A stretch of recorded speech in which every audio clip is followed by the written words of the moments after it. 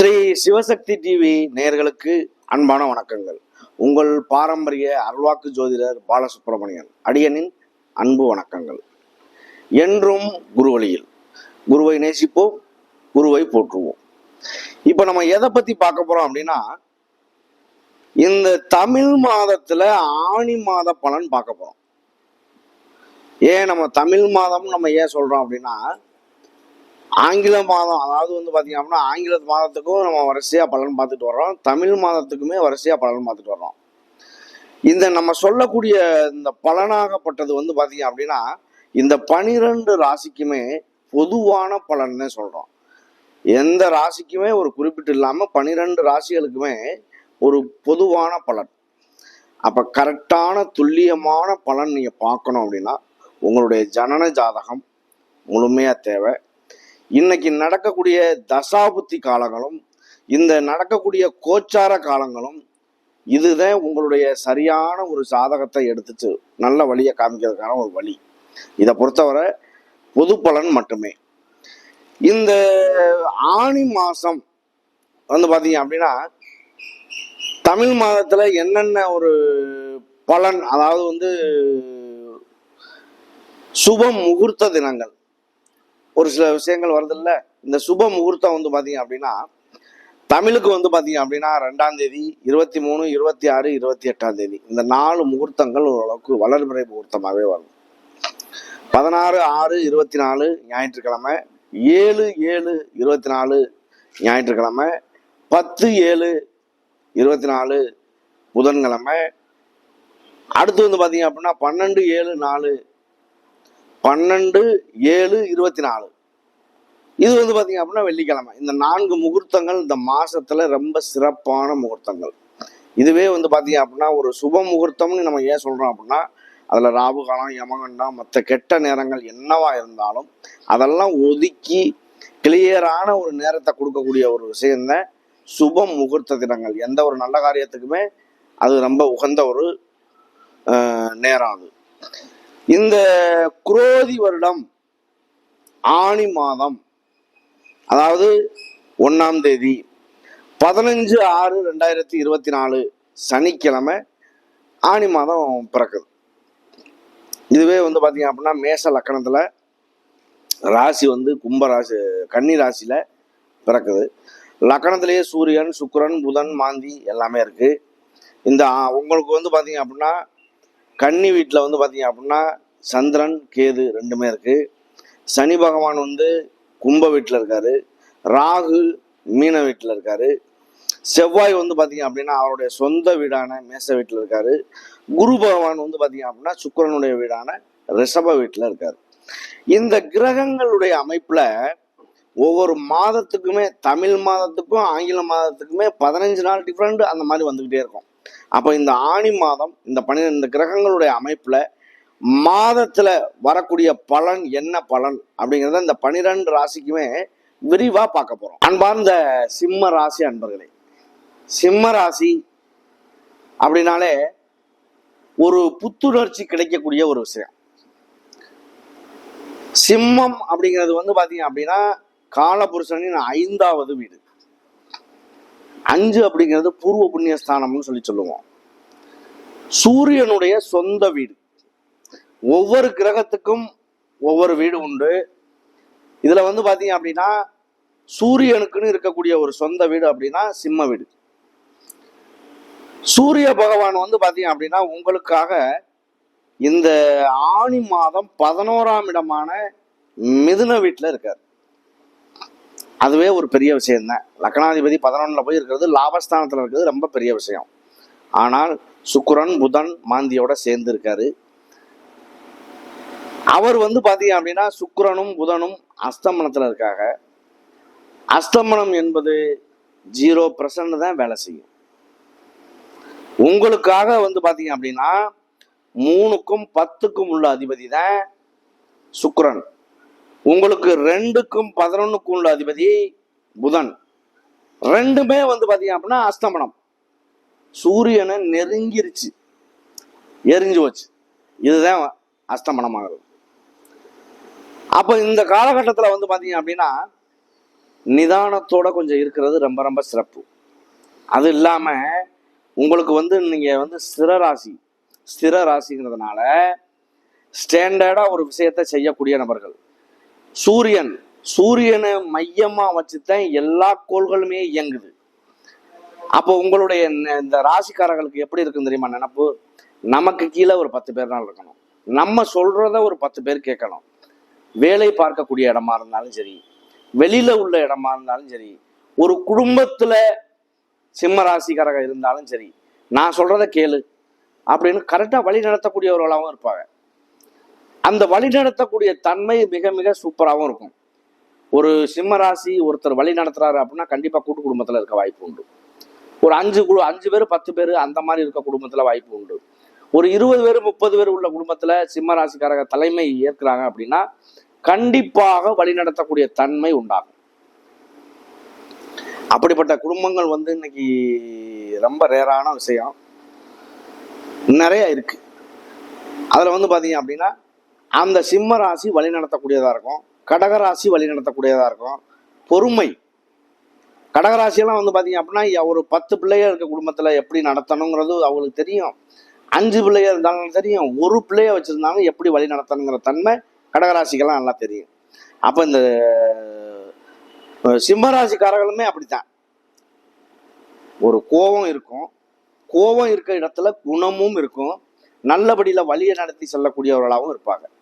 உங்களுக்கு இந்த சிம்ம ராசியா இருக்கட்டும், இந்த 12 ராசிக்குமே இந்த மாத பலனானது, அதாவது நீண்ட நாள் பயணம் செய்யக்கூடிய கிரகங்களான குரு பகவான், ராகு கேது, சனி பகவான் எல்லாம் இந்த வருஷத்துல என்ன பலனை கொடுக்குமோ அதே பலனை இந்த மாத கோள்களான மாதத்துல பயணம் செய்யக்கூடிய கோள்கள் அப்படியே அள்ளி கொடுத்துட்டு போயிடும் மாசம் மாசம்.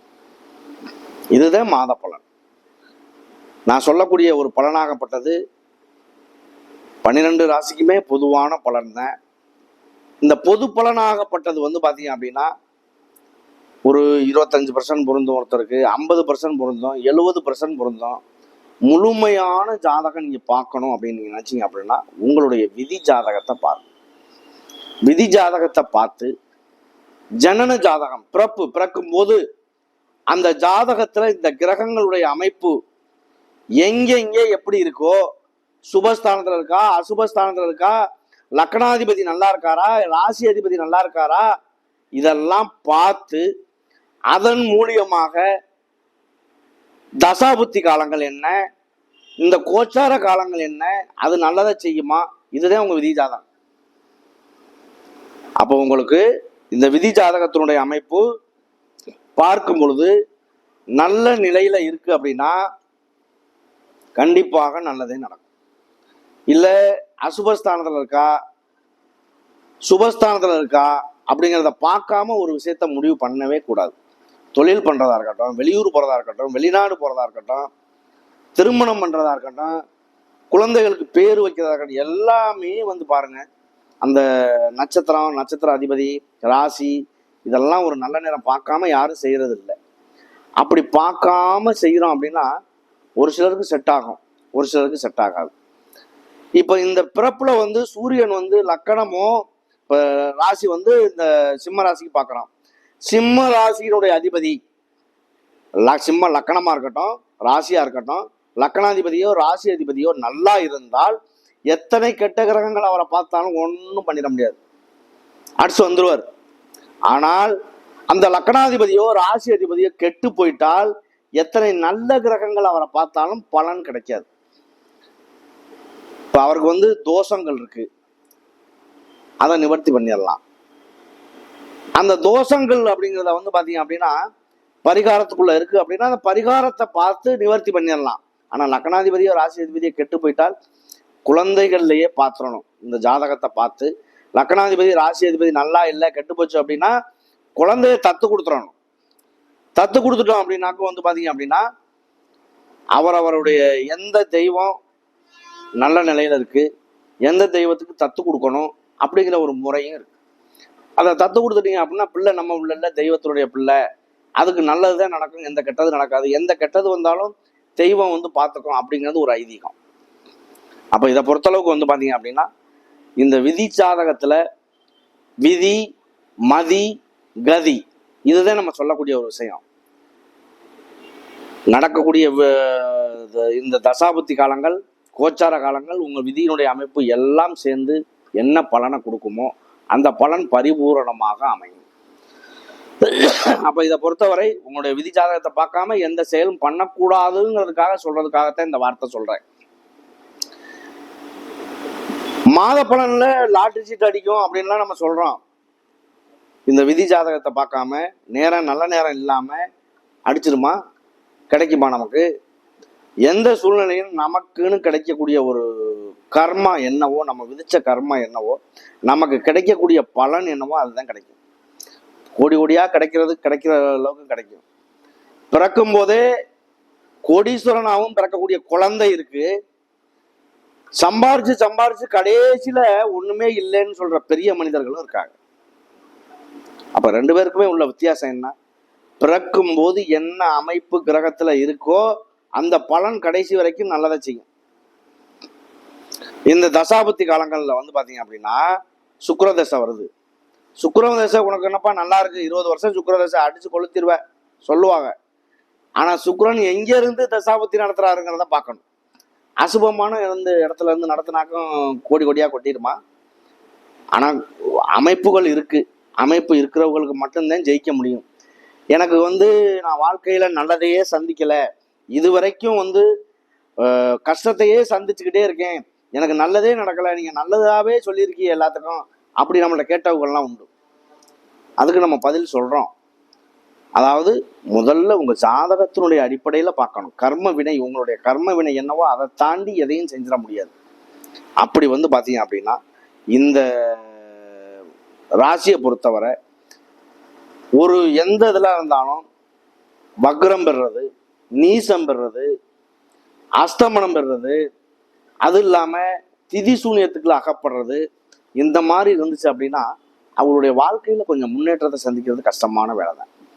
ஆனால் நீச பங்கம் பெறுறது, திதி சூனியத்துல இருந்து அகப்பட்டு அது வெளியில வர்றது, சுப கிரகம் அதை பார்ப்பது, உச்சம் பெறுவது, ஆட்சி பலம் பெறுவது, இதெல்லாம் ஒரு வகையில அடிச்சு மேல வந்துடும். அதுதான் விதி ஜாதகத்தை பார்க்காம சொல்ல முடியாது எதையுமே. அப்ப இந்த விஷயத்தை பொறுத்த அளவுக்கு ஒரு கட்டத்துல நம்ம இருக்கு அப்படின்னு நம்ம நினைச்சுக்கிட்டு இருப்போம். ஆனா அது பாத்தீங்க அப்படின்னா பாவக ரீதியா பார்க்கும்போது அது பின்னோக்கி வந்துடும். அந்த கட்டத்துல இருக்காது. என்ன எனக்கு இங்க இருக்கு, லாபத்துல இருக்கு, ஆனா நல்லதே நடக்கல அப்படின்னா, இப்ப 9ஆம் இடத்துல ஒரு கிரகம் இருக்கு, அந்த கிரகம் பாவக ரீதியா 8க்கு வந்துடும். அப்ப 9ல இருக்க கிரகம் நல்லது செய்யல அப்படின்னா எப்படி செய்யும்? இப்ப எடுத்துக்காட்டா பாத்தீங்கன்னா அஸ்வினி நட்சத்திரம் 2ஆம் பாதத்துல ஒரு லக்கணம் விழுகுது அப்படின்னா, கார்த்திகை நட்சத்திரம் 2ஆம் பாதம் வரைக்குமே பாத்தீங்க அப்படின்னா ஒரு பாத கணக்கு தான். 9 பாதங்கள் எங்க வருதோ அது ஒரு பாத கணக்கு. அது பாவக ரீதியா கணக்கு எடுத்தோம்னா அப்படித்தான் நம்ம பலன் பார்க்கணும். அப்பதான் அது ரொம்ப துல்லிதமா நம்ம பலன் சொல்ல முடியும். அப்ப இந்த பொறுத்தளவுக்கு பாவக ரீதியா இல்லாம மாறுது அப்படின்னாலுமே அந்த ஒரு வேலை செய்யறது ரொம்ப கஷ்டமான வேலை. அப்ப இதை பொறுத்தவரை பாத்தீங்க அப்படின்னா இந்த சிம்ம ராசியை பொறுத்தவரை மக நட்சத்திரம், பூர நட்சத்திரம், உத்திர நட்சத்திரம், 3 நட்சத்திரங்கள் உண்டு. இந்த மக நட்சத்திரம் என்பது கேதுவுடைய நட்சத்திரம். உங்களுக்கு 2ஆம் இடமான வாக்குஸ்தானத்தில் கேது பகவான் இவ்வளவு நாள் இருந்தாரு. இவ்வளவு நாள் இருந்து பாத்தீங்க அப்படின்னா ஒரு சில கருத்து வேறுபாடுகள், அது இல்லாம கணவன் மனைவி கருத்து வேறுபாடுகள், பண வரவு செலவுகள் எல்லாத்தையும் நீ கண்ட சனி உங்களுக்கு ஓடிக்கிட்டு இருக்கு. இந்த கண்ட சனி தெண்டம் பண்ணணும் அப்படிங்கிறது ஒரு விதி. அப்போ உங்களுக்கு பொறுத்த வரைக்கும் பார்த்தீங்க அப்படின்னா ஒரு சில குறைபாடுகளே இருந்தாலும் சனியினுடைய தாக்கம் இருக்கிறதுனால, இந்த 2ஆம் இடத்துல கேது பகவான் இருக்கிறதுனால நிதானமான பேச்சுவார்த்தைகள், நிதானமான செயல்பாடுகள், வண்டி வாகனம் ஓட்டுறது ரொம்ப கவனமான தேவைகள், இதெல்லாம் கண்டிப்பா செய்யணும். நீங்க என்ன நல்ல நேரம் இருந்தாலும் சரி, சனியினுடைய தாக்கம் இருக்குல்ல, கண்ட சனி இருக்குல்ல, அப்போ அதுக்கு உண்டான வேலை நடக்கும். அதை நம்ம ஒரு கரெக்டான இதாக பண்ணிக்கணும். நமக்கு நேரம் சரியில்லை, கொஞ்சம் கவனம் இருக்கணும் அப்படிங்கிற நினப்பு மனசுல இருக்கணும். அப்ப செயல்பாடு தன்னால வந்துடும். அடுத்து பாத்தீங்க அப்படின்னா இந்த குருவினுடைய பார்வை பாத்தீங்க அப்படின்னா உங்களுக்கு 10ல குரு இருக்காரு. 10ல குரு பகவான் 2ஆம் இடத்தை பாக்குறாரு. வாக்குஸ்தானம், தனம், வாக்கு, குடும்பம், வருமானம், அடிப்படை கல்வி, இது எல்லாமே 2ஆம் இடம்.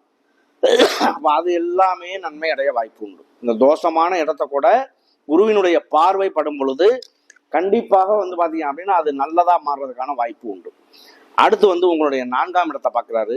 வீடு, மனை, வண்டி, வாகனம், தாயினுடைய உடல் மாற்றங்கள், இதெல்லாம் நல்லது நடக்க வாய்ப்பு உண்டு. புதுசா வீடு தொடங்குறீங்க அப்படின்னா இந்த ஆணி மாசத்துல வாஸ்து கிடையாது, ஆவணியில தொடங்கலாம். இந்த சூரியன், அதாவது மீன வீடு, மிதுன வீடு, கன்னி வீடு, தனுசு வீட்டுல சூரியன் இருக்கக்கூடிய காலங்கள்ல வாஸ்து கிடையாது. மித்த 8 மாசம் மட்டும்தான் வாஸ்து. இந்த 8 மாசத்துல தொடங்கக்கூடிய விஷயங்கள் எல்லாமே மிக மிக நன்மையாக இருக்க வாய்ப்பு உண்டு. பழைய வீடு வாங்குறது, பழைய வீட்டை புனரமைக்கிறது, பழைய வண்டி வாகனங்கள் வாங்குறது, புது வண்டி வாங்குறது, இது எல்லாமே அவரவருடைய தகுதிக்கு தகுந்த போல் மாற்றங்கள் நடக்கும். வயதுக்கு தகுந்தாற் போல் மாற்றங்களுமே நடக்கும். அது இல்லாமல் உங்களுடைய 6ஆம் இடத்தை பார்க்குறாரு. கடன் வாங்கி ஒரு தொழில் பண்ணால் கூட கடன் அடப்பட வாய்ப்பு உண்டு, தொழில் மிச்சப்பட வாய்ப்பு உண்டு, தொழிலில் முன்னேற்றங்கள் ஏற்படுறதுக்கும் வாய்ப்புகள் உண்டு. இந்த மக நட்சத்திரத்தை பொறுத்தளவுக்கு வாய்ப்புகள் நல்லாவே இருக்குது, பயப்பட வேண்டிய அவசியம் இல்லை. அடுத்து பூர நட்சத்திரம். பூரம் என்பது சுக்கிரனுடைய நட்சத்திரம். சுக்கிர பகவான் உங்களுக்கு 11ல் லாபஸ்தானத்தில் அஸ்தமனமாயிருக்காரு. அதனால கொஞ்சம் நிதானம் என்பது கண்டிப்பாக தேவை. சுக்கிரன் சம்பந்தமான வேலைகளில் கொஞ்சம் கவனமும் தேவை. அடுத்து உத்திர நட்சத்திரம். உத்திர நட்சத்திரம் என்பது சூரியனுடைய நட்சத்திரம். சூரிய பகவான் உங்களுக்காக 11ல் இருக்கிறதுனால ஒரு லாபஸ்தானத்துல தான் இருக்காரு. கவனம் இருந்தாலும் அஸ்தமனம், புதன் அஸ்தமனம் அந்த வீட்டினுடைய அதிபதி, அதனால கொஞ்சம் கவனம் தேவை. இந்த உத்திர நட்சத்திரக்காரர்கள் எப்பவுமே வேலைக்காகவோ, ப்ரமோஷனுக்காகவோ, சம்பள உயர்வுக்காகவோ, இதெல்லாமே உங்களுக்கு நல்லது நடக்கிறதுக்கான ஒரு வாய்ப்புகள் உண்டாகும். திருமணம் சார்ந்த விஷயங்கள், மறுமணம் சார்ந்த விஷயங்கள், அது இல்லாமல் குழந்தை பேர் சம்பந்தமாக உள்ள விஷயங்கள், வெளியூர் வெளிநாடு போகக்கூடிய விஷயங்கள் எல்லாமே ஒரு நல்ல மாற்றமாக இருக்குது. இந்த மாதத்தில் பயன்படுத்துங்க. நன்றி, வணக்கம்.